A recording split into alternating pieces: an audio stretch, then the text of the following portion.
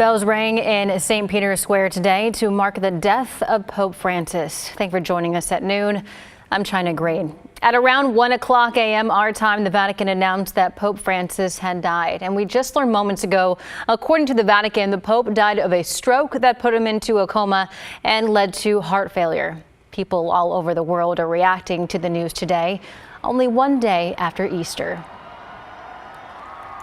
I think it's sad. I think it's almost God's grace that it didn't happen during Easter so that we could focus on Christ's death and resurrection. Well, it was a shock to have it confirmed, but I think most people knew he was in poor health, but it is a shock to have it happen so suddenly because he had his last public appearance yesterday. Local minister Reverend Chuck Curry of United Church of Christ said in a statement, quote, "We had different views on important issues such as abortion, to be sure, but his primary concern was not in making judgments. He recognized the image of God in all people." And right now on KGW Plus, we have a special all about Pope Francis, his life and tenure as the head of the Catholic Church. You can watch it on demand at your own time, or we will have it live on our 24/7 stream at 12:30 p.m. today, coming up right after the noon show. New at noon, the Port of Portland Commission has voted to revoke its social equity policy, citing funding threats. So this is in response to President Donald Trump's executive order cracking down on diversity and equity programs. The Port of Portland manages PDX Airport as well as the Hillsborough and Troutdale airports. In order to continue doing work that reflects our core values and to foster a workplace where everyone can thrive, it's really critical that we do everything we can to make sure the funding needed to maintain port operations is not at risk. And so we need to assess where we are in compliance with federal law, and in some cases take steps to ensure we meet compliance expectations, including revisiting certain policies. During the meeting, commissioners say they will keep serving different communities and fulfill a commitment to equity without a policy.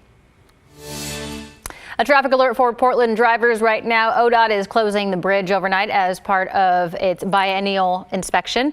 The bridge will be shut down between 10 p.m. and 5 a.m. in completion with Friday morning. This is the Marquam Bridge we're talking about here. There will also be lane closures leading up to the bridge. All right, headed over to Rod Hill for a look at the weather. Here's my transition. If you're under the bridge, you'll stay dry. How was that? Perfect. Okay, thank you. I started Sunrise this morning by saying I was surprised that we still had showers going on. And now I'm here at noon telling you the same thing. I'm surprised we still have scattered showers working inland from Astoria, continuing to come in from the northwest and drop to the southeast. This radar really hasn't changed much all morning, and with showers still offshore, I think at this point it's safe to assume that we will continue to have a mix of partly cloudy skies at times with some passing showers. Most of the raindrops have been light. There doesn't seem to be a lot of moisture falling out of any of these clouds. Right now it's dry in downtown, but there's a shower that's starting to work itself along the West Hills. 2 inches of new snow up at Timberline. If I get out of the way, you can see some borders up there enjoying. 30 degrees is the temperature up there right now. The Astoria column camera showing more of a cloudy sky. And this is where the rain showers have been coming in from. And if you go to Three Rivers Golf Course, you can see it looks like it wants to rain, a dark cumulus cloud, but also a mix of sun breaks. Portland, partly cloudy currently with a temperature of 55 degrees. We'll get up to about 61 this afternoon. The rain chances will go away tonight. Also, we have a frost advisory for tomorrow morning. We'll talk more about that coming up in my complete forecast. Thank you, Rod. Now to a tragic incident down in Coos County. The head coach of the Umpqua Community College softball team and one of its players were killed in a crash. Oregon State Police say it happened Friday night along Highway 42. Investigators say an SUV crossed the center line and hit a bus carrying 10 members of the softball team. 19-year-old Kylie Jones was pronounced dead at the scene. Head coach Jamie Strains died at the hospital. The other 8 in the bus suffered serious to moderate injuries. I was actually in the room with my daughter and her friends when they found out that the teammate had passed, and so that was pretty emotional.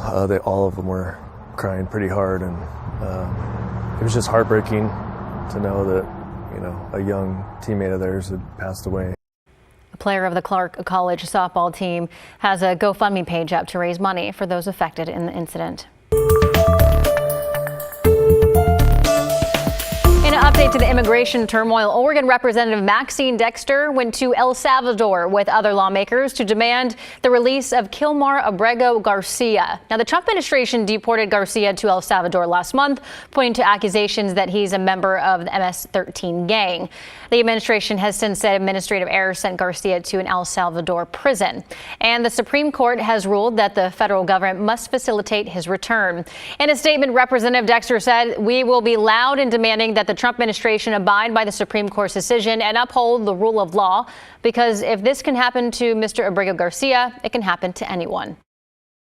Today, we don't know who's going to come here tomorrow and what they're carrying, what fears or anxiety, but to walk into God's house of prayer and beauty gives all of us hope. And that's what we're about.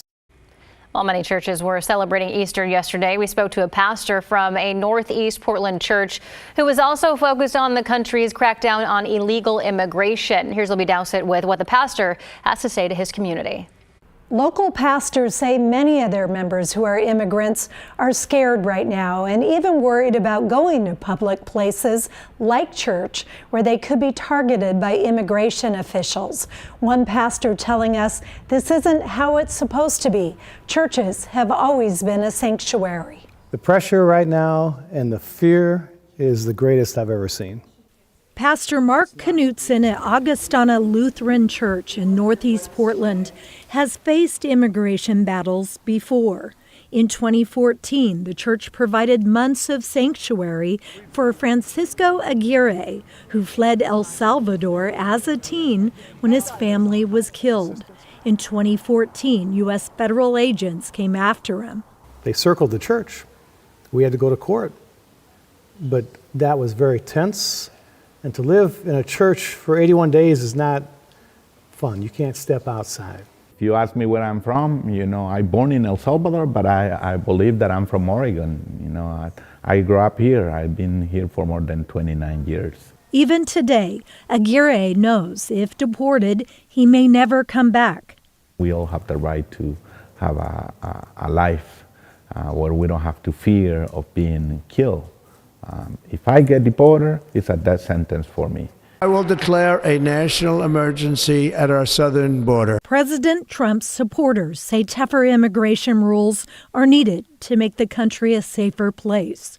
The administration is calling for illegal immigrants to self-deport or risk being banned from the U.S. for life. What is happening today in this country is so antithetical to what we as people of faith stand for and believe as one human family. They're asking us to respect the law, but they're not putting up that example, as a representative of law enforcement. So what would happen right now if ICE were to come? They would not be allowed in. There's signs on the doors. We would surround this church with thousands of people within an hour. Can you imagine if that were to happen? That would go viral around the world. I don't think those agents would want to be part of that. A local church willing to speak up in hopes the administration will back down. If people of faith and goodwill do not stand up, who will? Libby Dowsett, KGW News.